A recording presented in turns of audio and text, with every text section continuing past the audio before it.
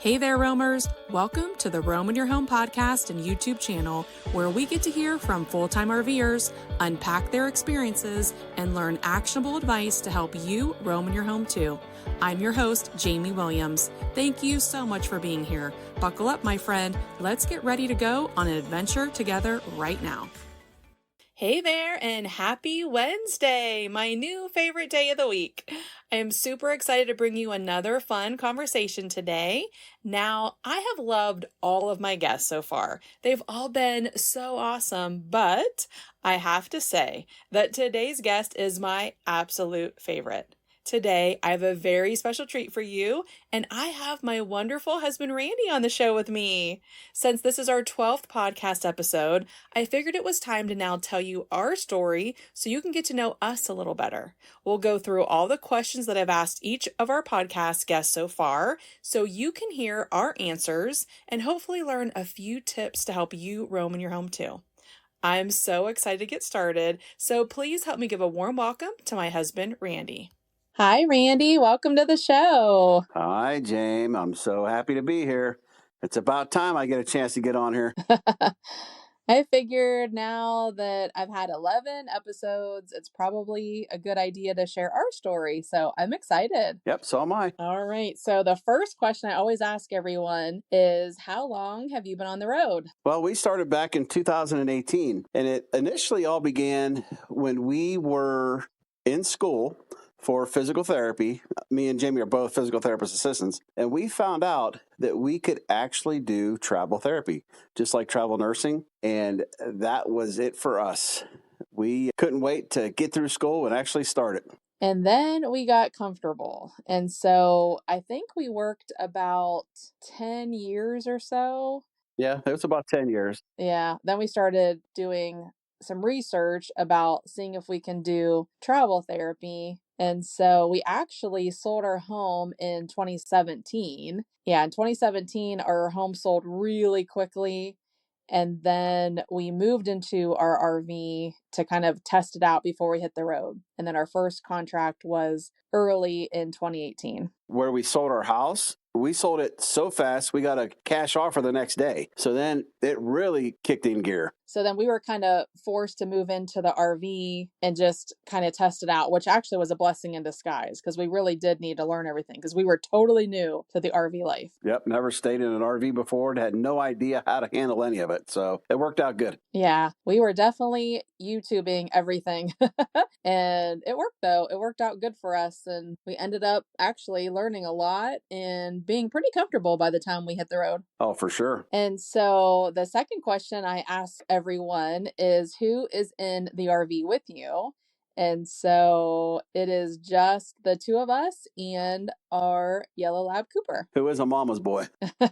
And for any dog lovers out there, our Cooper has his own Instagram with over 8,500 followers and counting. And you could follow along his adventures at Cruising with Cooper. It's also on Facebook. Anytime I post on Instagram, it carries over to Facebook too. But he's the best part of our travels, and he will be 12 in July. And one thing about Cooper, he is the best traveling dog that we've ever been around. He will sit in the back and just sleep all the way through the travel time. Yeah, he is so good. He's been on Jeep trails with us. He's been on really long road trips, and we have a bed in the back, and he just curls up and sleeps and never makes a peep. He's so good.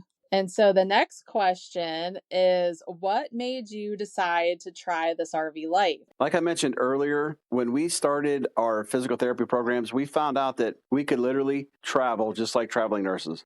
And that was a game changer because the only places we've ever been to was Ohio and Florida. And once we found that out, the wheels were turning. Yeah, prior to us RVing, like Randy said, we've only been between Ohio and Florida. And so we lived in Ohio, and then we would visit Florida to see family there. And then we moved to Florida, and then we'd visit Ohio to see family. But before that, we never went anywhere. We've never even been west of like Indiana before RVing. We had no memories together. Our vacations were just to visit family, and that was it. So we definitely were excited about making memories and having pictures. And, just really our new motto was less stuff, more memories. That's all we cared about, was just trying to make up for lost time. Yep. And it was making memories with each other, not just family, because we have a lot of memories with family too, but we never really had memories just with me and James. And doing this RV life changed everything for us. Definitely. And so the next question is, what kind of RV do you have? And so we are on our second RV. So I'll let Randy tell you about the first RV, and then I'll tell you about our current RV. All right, so our first RV was the 2017 Jayco Pinnacle. It was a 36 FBTS. And well, we knew we really needed something that we could live in full time. I mean, because we were going to be on the road nonstop at that point. And we were coming from a 4-bedroom, 2-bath house. We knew for a fact that we had to get something that was big enough and that we'd be comfortable in, or else who knows how this would have all turned out. If we would have got something smaller from the get-go, I don't know if we would have handled it then. So a lot of people will recommend that you start small or rent something. And for us, we just didn't think that that would really work to give us a good idea if we would like RV life, because we knew that we would be, trying out something that was going to be uncomfortable. And we just really wanted something that we loved. And if that wasn't going to work, then we knew it wasn't for us. But we ended up absolutely loving our fifth wheel. And then COVID hit. We did a lot of research on different types of RVs, and we were thinking about toy haulers and all sorts of different ones, but we ended up eventually seeing our perfect RV for us. Yeah, definitely. We highly recommend going to see the RVs that you're interested in. That's what we were doing. We were looking at YouTube. We really loved like 5 floor plans that we wanted to go see. We narrowed it down. And what we found out was that when we actually saw them in person, they were way different than on YouTube. And actually, our first 3 that we thought we were going to absolutely love, we didn't like at all. And the one that we ended up getting was number 5 that we weren't really excited about, but when we saw it in person, it was perfect. And so that's definitely something that we always recommend, is that you go see the RV in person, actually walk in, sit down, get a good feel before you order anything. And at the time we were in Florida, and there was RV shows everywhere. So, lucky for us, we were actually able to go to these RV shows because they were pretty close to where we lived. And that's how we ended up seeing all these. Yeah, there were some times though that we drove I think 3 hours to go see one. It worked out so good. We absolutely loved our fifth wheel. And so then COVID hit, and we were basically just stationary in an RV park. Thankfully, we were in Florida at the time, close to our family and friends, but we didn't have any travel contracts to go to.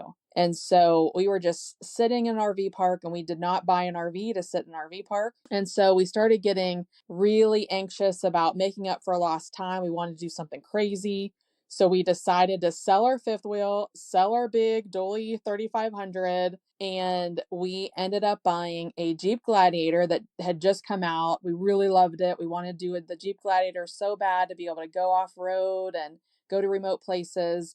And then we decided to get the biggest small RV that the Gladiator could safely and legally tow, just for a temporary bucket list adventure, to be able to go off-road in places that the big rig couldn't go. And we are now in it 3 years, which was never supposed to be this long, but we are actually in a 20-foot travel trailer, a Rockwood Mini Lite 2104S, and it is a great camper if you're just looking to camp on the weekends, but it is definitely not for full-time living. For sure. But, things change along the way. I mean, for us, it was easy. We just kind of roll with the punches, and we went after what we thought was our next best thing. Yeah, I mean, we were both so excited. We've always been on the same page. That's the best part about Randy and I. We're always on the same page. We always wanted to do everything at the same time. We never had to talk each other into anything, like selling our home and buying an RV and doing travel therapy and then selling the big one and buying, the small one. And now we're on the same page of like, okay, we're over it and we're looking for our big rig again. But, life changes, and so does, your preferences. And so things will change. Don't think that when you buy your first RV, that's going to be your last, because I'm pretty sure it's not going to be. And so then the next question I always ask people is, what are 3 things that you love about your RV? And I would actually like to talk about both our Jayco Pinnacle and the Rockwood Mini Lite. So you go ahead and talk about the Rockwood Mini Lite. What are 3 things that you love about it? Okay, so the big one for me was the decrease in maintenance of the RV. So the Rockwood is so much smaller. I can wash it, wax it, everything in probably a quarter of the time I had to do with the big Jayco. That's a big deal. I mean, I was up and down ladders, with the maintenance on the roof, buffing the RV on the sides when it would start to fade. It was a daunting task, to say the least. I would say the next best thing is the maneuverability of the little one. We can go anywhere we want. As far as I can pull into a restaurant with this little thing, I can get into smaller roads. It was life-changing because with the big one, you're constantly looking for your next destination, how you're going to get there. You got to map out your gas, where you're going. It was just tough, but doable. And then the third thing, I would say, when we bought this thing, we were looking at possibly doing a lot of boondocking too, which we never did in the big one, which unfortunately I wish we would have now. But anyhow, the Rockwood, we can get into so many different places, like I said, and it was set up with solar, so we could be off grid for at least a week before we had to worry about anything else. But it was a nice little setup. Yeah. And speaking of like the size of it, I remember going with the big rig and I wasn't watching the map and I had to miss a turn and we were like driving miles and miles for a place to like turn around because it was so stressful that you just can't turn around a 40-foot fifth wheel. And then with this one, I specifically remember another time where we missed the road and you just like pulled in somebody's driveway and turned around. It was like totally different. Yeah. And what everybody's got to remember too is when we had that 40-foot fifth wheel, that was the first thing I've ever towed, literally, especially that big. I had no clue what I was doing really. But again, with the little one, I could pretty much do whatever I wanted. Yeah, you did so good though for the 40-foot fifth wheel being your first like really big towing experience. You really made it look easy. You did so well. There was never any, bad experiences. You did good. And so I will talk about the things that I loved about the Jayco. There's way more than 3, so I'll just list some. It was just like a home. I mean, it had 9-foot ceilings, 1.5 bathrooms, separate bedroom, king size bed, tons of storage, fireplace, an island in the kitchen. The bathroom, the front bath is what sold us. It was huge bathroom, dual vanities, huge shower, big closet. It literally had everything that we could possibly want and more. When we were shopping, I always had like a wish list and then I would make like a pros and cons list, and it literally checked off everything on our wish list, had a ton of things I wrote down on the pros, and I never wrote one negative thing down when we were looking at it. It was literally perfect for us. Anything you want to add? It was literally perfect in the beginning, but then eventually, because of the maintenance, it became very daunting. That really was the only thing about the Jayco that we didn't like, is that it wasn't painted. And so the task of deoxidizing and buffing the entire thing, and Randy was up and down the ladder for a week trying to buff it out and then wax it to bring back its shine. Nobody ever told us as new RV owners that painted rigs, you just have to wax them. And when you don't get a painted rig, it is a ton of work that you have to do at least every 6 months. Right, Rand? Yeah, for sure. And I'm sure there's some things with a painted rig you got to be careful of too. But still, it seems like the maintenance on a painted rig would be much easier than one that's not. Yeah, for sure. And then what are some things that you dislike about our current Rockwood Mini Lite? Okay. The first thing I would say is the size. So now that we've downsized, we realized how much we missed the big one as far as the room and just, being able to move around the RV so much easier. Probably the next thing would be the bathroom. So when we bought the Jayco, the bathroom was amazing. And now the bathroom in this one is the smallest bathroom you could think of.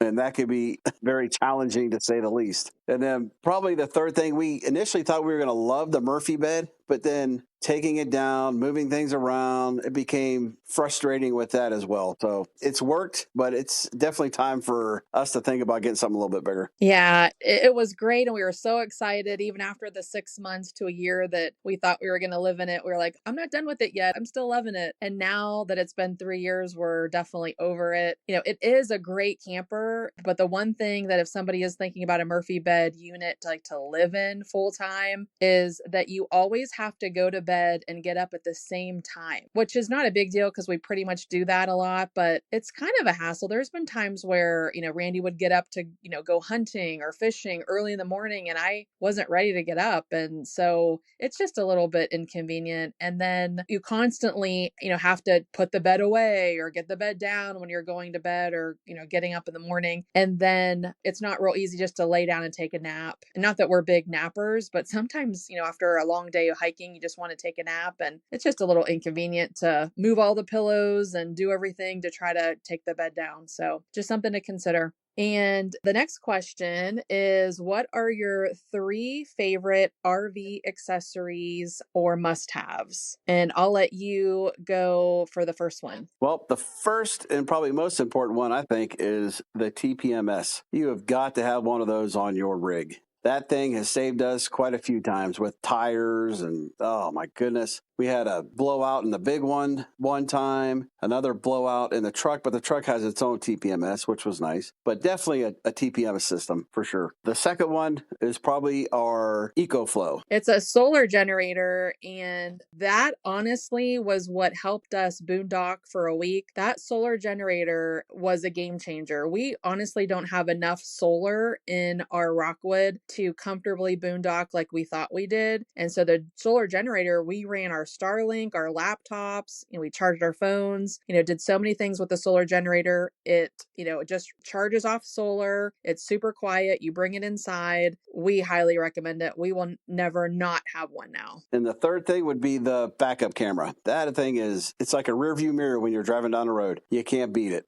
I love it. You can use it to back in, see where things are at. But the biggest thing is changing lanes. So when you're driving down the road and you need to get over, you can see exactly what's going on back there. Right. This was a backup camera monitor. So it's constantly running in live time. So it's not just on when you're putting the truck in reverse. It's actually on all the time. And you can see, like Randy said, behind you. So you can see when it's safe to change lanes. That is so incredibly important. I'm not sure that we would ever really travel without it. So the TPMS and the backup camera monitor, 2 things for sure we highly recommend for safety. And then the solar generator, the EcoFlow that we have, is just such a nice, convenient thing to have. And then the next question is, what was easier than you thought about RV life? Well, I would say the easiest thing was actually towing a fifth wheel. I thought that was going to be very challenging, but actually with the truck that we had, towing that thing was a breeze. I barely knew it was back there half the time. Yeah, you definitely did such a good job with towing. I think we both thought it was going to be a lot harder than it was. I mean, I can't say anything because I never once drove the truck and towed the fifth wheel, which I really wanted to do, but you just did so good at it. And we were driving separate. She said she was going to, but she never did. But, to be fair, I was towing the motorcycle and driving separately. So I didn't want to drive the big truck, big RV by myself. So somebody had to drive the SUV and pull the motorcycle. So might as well have been me. And so now, what was more difficult than you thought about RV life? Okay, back to towing. When you switch to a small truck and a travel trailer, the towing experience is completely different. The Gladiator, it's a nice little truck, but I tell you what, you can feel all the wind. You can feel anytime you're behind a semi with the draft behind a semi. It was very challenging. Yeah. And I think the big difference that nobody ever talks about is the difference between towing a fifth wheel versus towing a travel trailer, most people start out buying a travel trailer because, it's, maybe their first time buying an RV, it's more affordable, and it is way harder to tow a travel trailer than it is a fifth wheel, right? Oh, for sure. Of course we have the anti-sway and all that, but it's still completely different than towing a fifth wheel. Fifth wheels are so much easier to tow, and I'm sure if anybody out there that's towed both of them like we have, you would probably agree. For the Jeep Gladiator, we got the max tow package. Like, we did our research and the numbers are all good. Like, we're okay to tow this, but the power isn't there like in the big trucks like we're used to. And so, when we were going up elevation, Rand, go ahead and tell them a little bit about that experience. Well, one thing about the Gladiator, it has a manual shift on it. So right away, I had to put a manual shift. And we're up in the mountains. I'm literally in first, second gear trying to get up some of these mountains. So not only is it underpowered, but it's, you're putting a lot of wear and tear on that truck too. Again, my thing is it's challenging when you got a small truck like that, trying to tow through the mountains in elevation. It's a completely different ball game. Yeah, there was some white knuckle experiences for sure. Okay, and so next question is, where do you like to stay? Whether it's RV parks, Harvest Host, boondocking, and I'll go first on this one. We absolutely love boondocking. We love being in, remote locations with privacy, but we also love the convenience of hookups at RV parks. So it really is a little bit of both. And I just want to add on to that, James. Like in our situation, when we got the little one, our plans were to actually sometimes park the little RV in a RV park, and then we would actually go out camping in our Jeep. So we take some of the Jeep trails. And another thing that we just love to do is we take our Jeep. So we had a tent on the back, a Napier tent that we'd use, and we'd camp on sides of cliffs. It was pretty awesome. Yes, that's actually one of the things that we absolutely love to do is leave our RV and go tent camping in places that the RV can't go. That's been so much fun for us and some of our most favorite memories. Oh, without a doubt. But then I would say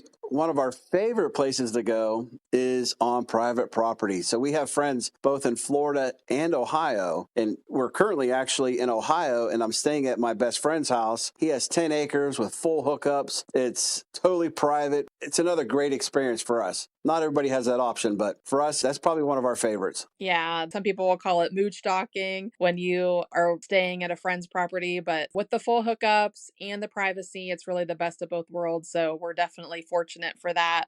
And so now we are going to tell you our top 5 locations. And this is really a hard question to answer. And I think it changes as you keep traveling. Like, I know for us, we keep adding to this list, and, there's new places that move up to the top 5. But I think we're pretty much in agreement that we have our top 5 locations.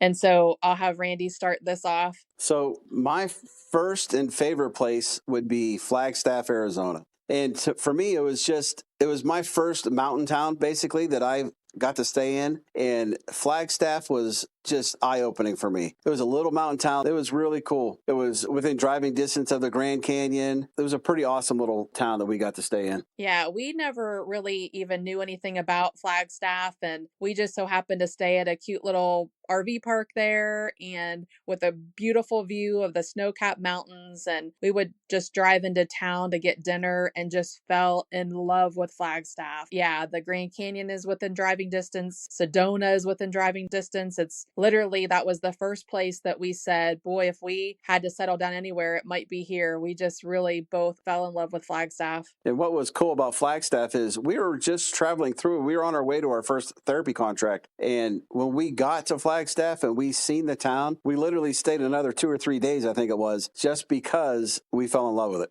You're right. Yeah, we were only supposed to stay like a day and we ended up staying 3 because we just absolutely loved it. That was such a good experience. All right, what was your next? Our second, and it's so hard to say it's not the first. I mean, I think it's my first. It's definitely a hard tie between Flagstaff, but we just fell in love with Telluride. So I guess it was 2022, we were on a bucket list adventure and we stayed 10 or about 9 weeks, I guess, in Colorado. And we went to like 9 different places. And Telluride was number one on our list because we kept seeing these beautiful pictures on Instagram and we thought it looked like a Hallmark movie. There was no way it was that pretty. And it was. So that whole like Telluride, Ouray, Silverton, the Million Dollar Highway area is just incredible. And it's definitely, honestly, I think that is my very favorite place on earth.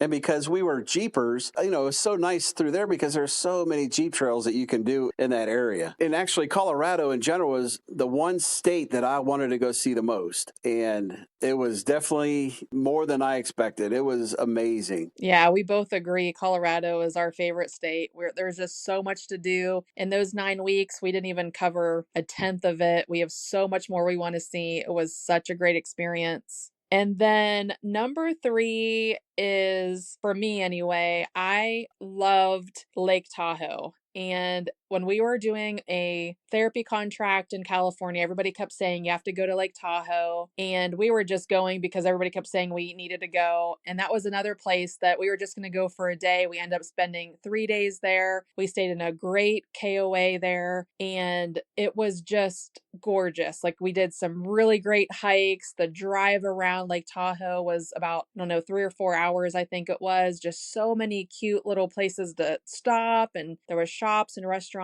and it was just gorgeous. I definitely want to go back and see it again. And I would say my number 4 is probably Rocky Mountain National Park in Estes, the little town of Estes right outside of Rocky Mountain National Park. Such a cool little area. We've seen so much wildlife, herds of elk. We've seen moose. We've seen all sorts of things there. It was a pretty cool experience. Yeah, we were fortunate to be able to spend a week there.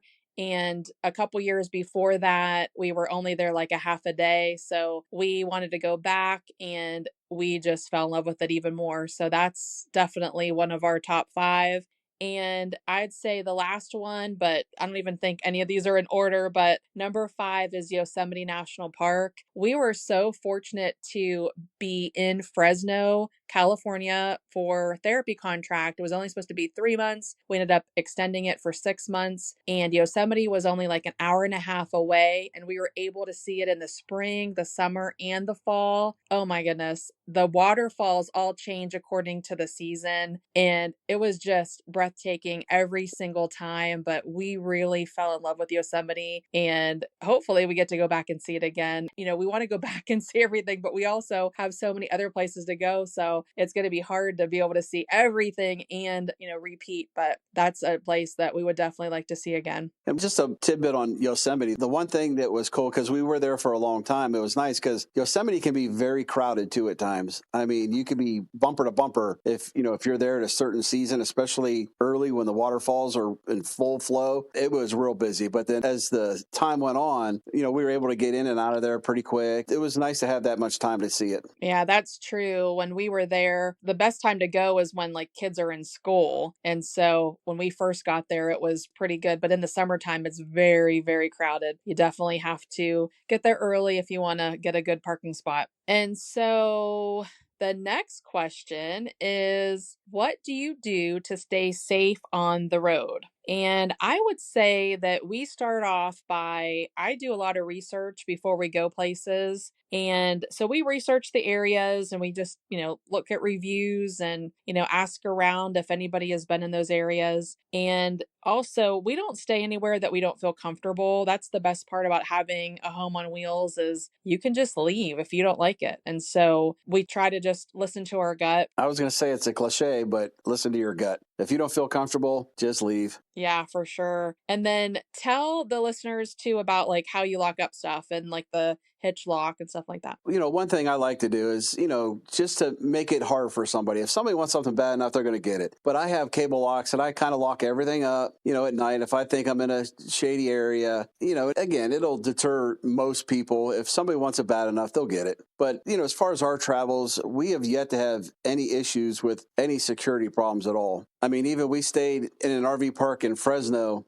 And when we got there, we were both thinking like, oh my goodness, what are we going to do? But there was no other place to go. We literally had to stay in this park. But it turned out our spot was right next to the office, and we never had an issue one time. And we were there for 6 months. Yeah, that was probably the worst RV park we've ever stayed at. And I'm glad that we gave it a chance because it ended up being a great experience. And the office manager really looked out for us. And we never had not one thing stolen or any bad experience. So we also do travel with a Waggle. That's a temperature monitoring system for our dog because we want to make sure that if the electricity goes out and the AC goes out, that we're notified right away. And we also have a camera. So both of those connect to apps. And so we can check the temperature, we can check on our dog just to make sure he's safe. And the camera that we have, it's called Mobi, Mobi, but it also is like a Ring camera where you can mount it to the outside. We did that when we were boondocking, and we would always bring Cooper with us if we would leave the RV. And so then we would put the camera on the outside just to double check that nobody was on the outside of the RV that was coming close. So those things give us peace of mind. But like Randy said, we have really never been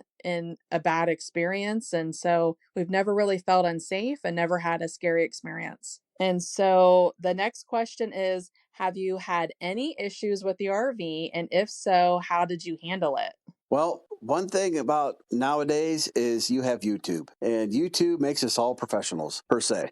But anytime there's an issue that popped up that was something that I felt comfortable fixing, I go to YouTube, look it up, see what everybody does to fix it, and usually I can handle it. So it's not too bad. Yeah, Randy always did everything in our house. And so he's not afraid of learning and doing, and he's really good at all that. And so being new RV owners, back in 2017, we were both kind of a little bit nervous because RVs are way different than homes. But the more experience we get and the more things that come up, and, it's just kind of trial and error. He saved us thousands and thousands of dollars by repairing and fixing things on his own rather than taking it to service. So he's been so good with that. There was one incident, though, where I couldn't fix it. We were actually traveling from Ohio to Florida, I believe. And actually, I think we were on our way to a wedding. And so happens that I'm riding down the road. Again, I'm towing this fifth wheel, and I barely ever knew it was back there. And a guy comes flying up beside me, pointing to me to pull over. And I'm like, what's going on? So here, come to find out, there was smoke coming out of the back of the RV. I pull over, I look underneath the rig, and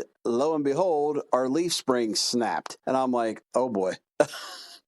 This is definitely something I can't fix. So we ended up having to get a tow truck and all of that. And eventually it all worked out. Yeah. So I am behind him. And at the same time that the guy beside him is honking and telling him to pull over, I am on the radio, on the walkie-talkie with him saying, what is happening? I see smoke coming out the back. He doesn't even know anything. He doesn't feel anything. And he pulls over. It's actually January 1st, 2020. If you think that nobody travels on New Year's, you're mistaken. Everybody was on the road. We thought we were going to be the only ones on the road. And so we're on 95 in South Carolina. We pull over to the side, which we just had enough room to pull over. And I'm freaking out because I don't know anything about what happened except that I saw smoke. He gets out, he comes to the passenger window of my side, and he said, we're screwed.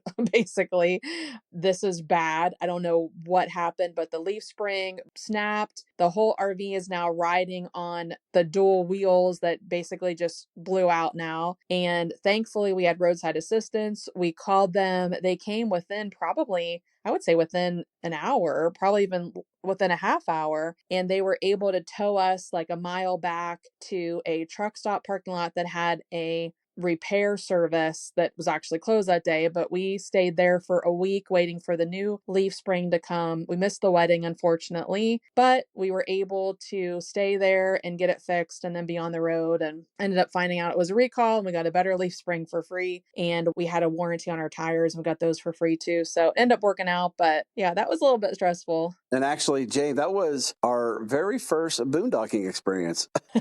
That's true. We ended up boondocking for a week in the truck stop parking lot. Didn't even know that we really could boondock, but our generator ran great. We just kept having to refill the propane tanks. But yeah, we were able to stay. I think it was cold because I remember having the fireplace on, but we always make it work. Whatever comes up, you just learn how to adjust and you get through it. And it's a learning experience. And so, one of the questions that I ask next is, what are your tips for getting along while living in a small space?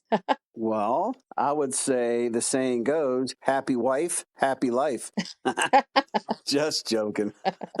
I mean, I don't know. For us, we just know when the other one's getting a little agitated or, whatever it may be, but we have really good communication. So if there's an issue, me and her can usually just talk it out. Yeah, we've never had an issue living in a small space. Like when we sold our 4-bedroom home and moved into the fifth wheel, we honestly thought that 40-foot fifth wheel was so small and we were wondering how it was going to work. And we never had any issues in that at all. People would come in that weren't used to RVing and say, oh my gosh, how do you do it? And then now with this little 20-foot travel trailer, it's basically just one room. And we still have no issues being in a small space together, but we just miss the room. We miss having all of our stuff. And a lot of times it's like, excuse me, I need to get through because there's just not enough room for both of us. Only one person can be in the bathroom at one time. It's just, we miss the room, but we definitely don't have any issues being in a small space together. We definitely get along really well. And yeah, we know how to communicate if, something's bothering us. And I think that's the key. But we got along well before we hit the road. And I think that's definitely the biggest thing is whatever your relationship is like prior, it's just going to be the same or amplified. If you have problems before RVing isn't going to fix it. That's for sure. No, that's for sure. One thing about the little RV too, I just want to bring up is it just seems like everything's an inconvenience. You have to move things to get to things. You got to remember that when you're picking your RV. Yeah, for sure. And then another question that I ask all of my podcast guests is, what advice would you give to someone who's considering this RV life? And I would definitely say research. Do your research with finding what RV is best for you, whether it is a toy hauler, fifth wheel, travel trailer, motorhome, Class C, whatever. Just do your research. And one thing you got to remember is you got to know the numbers. Okay. If you already have a truck, know what that truck can tow, what that truck, its payload is. You got to do your research as far as that goes. Because the last thing you want to do is get on the road and have a catastrophe. Then it's on you. So know what your truck can tow. So for us, it was different. We didn't have a truck at the time. So our goal was to pick our RV and then get the truck we knew we had to get in order to tow it. But a lot of cases, people already have their truck. So you just got to know your numbers. You got to figure out what your truck can pull. Yeah. And I would say don't just rely on what the salespeople tell you, like whether it's the truck salesperson or the RV salesperson, and not to go against all the salespeople, but in our experience, we were told the wrong things by both.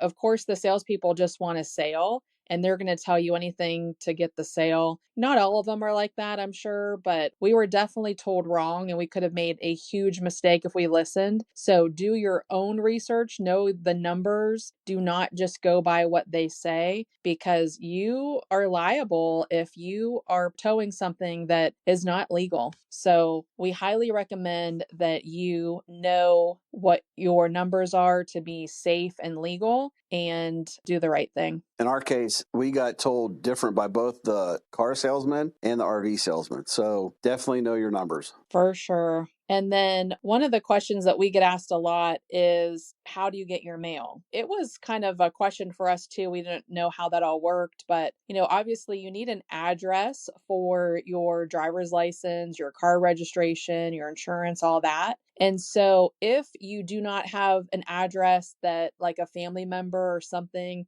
you can actually buy an address through, like, we use iPostal. There's Escapees and different like RV mail forwarding sites. If you just Google RV mail forwarding, and what they do is they basically get your mail. There'll be an app on your phone where you can check it. They'll let you know when you get another piece of mail. They'll take a picture of it. You can tell them to open it and scan it, or tell them to throw it away, or tell them to forward it to you wherever you are. So there's so many services like that. We did that at the beginning, and then we ended up using my dad's address in Florida, and then he would get our mail, and then every few months he would send it to us, or he would, open it up if we want him to look at something. Now we do the same thing. We just use a family members. It's just so much easier that way. And of course, we ask them if they mind, and they don't. So it's easy for us to do it that way. And then the next question we get asked is, how do you choose your domicile state? When you're traveling full time, you can choose any state. There's a lot of research to do with, insurance rates and tax rates, stuff like that. So we were Florida residents for a long time. And then just recently we became Ohio residents. And I'll let Randy tell you the reason why for that. So the reason why we transferred back to Ohio, I don't know if we even told you this, but we're originally from Ohio. And the reason why we went back to Ohio is because we are in the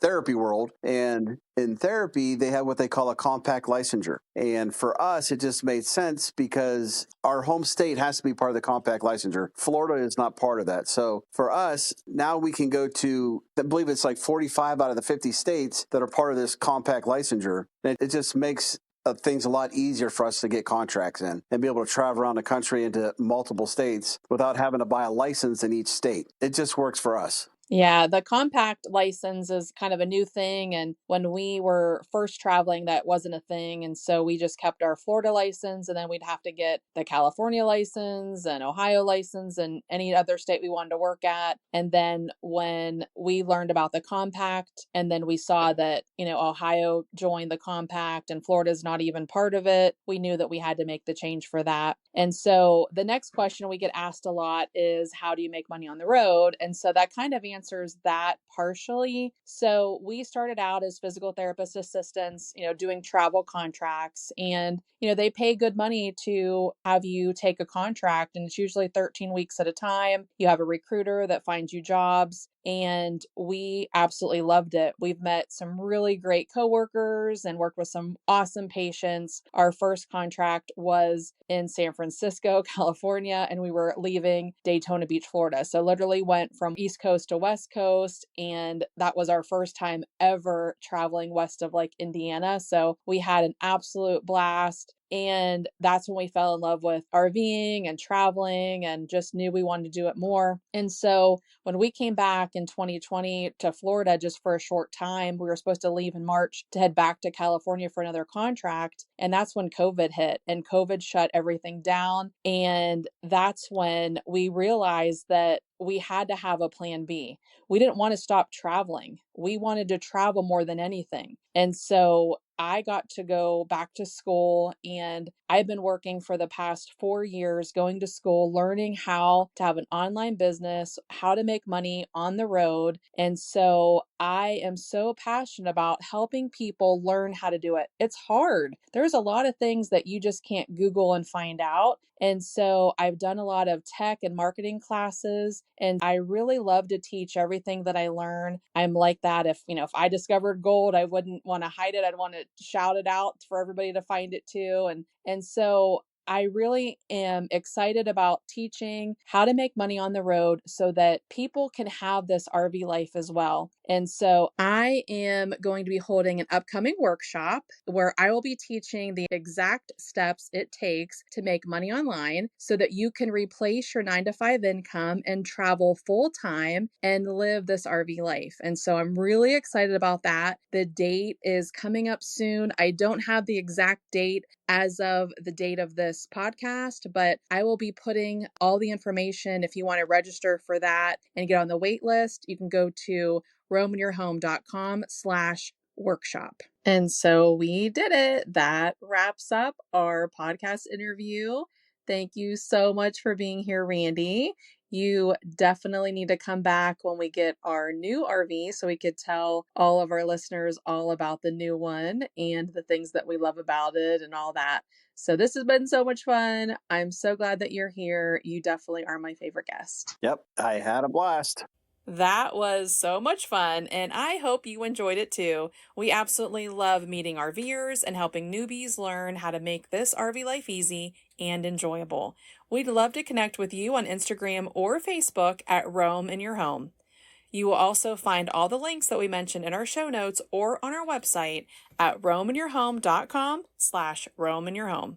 I really hope to see you in my upcoming workshop where I will be teaching you the exact steps it takes to make money online so you can replace your 9-to-5 income and travel full-time and live this RV life of your dreams. It's free and you will learn a lot and be inspired, and I'm super excited about it. Come back each week because I have so many fun interviews coming up. You won't want to miss these great conversations filled with so many awesome tips and travel information. I learned so much and I know you will too, so come back each week.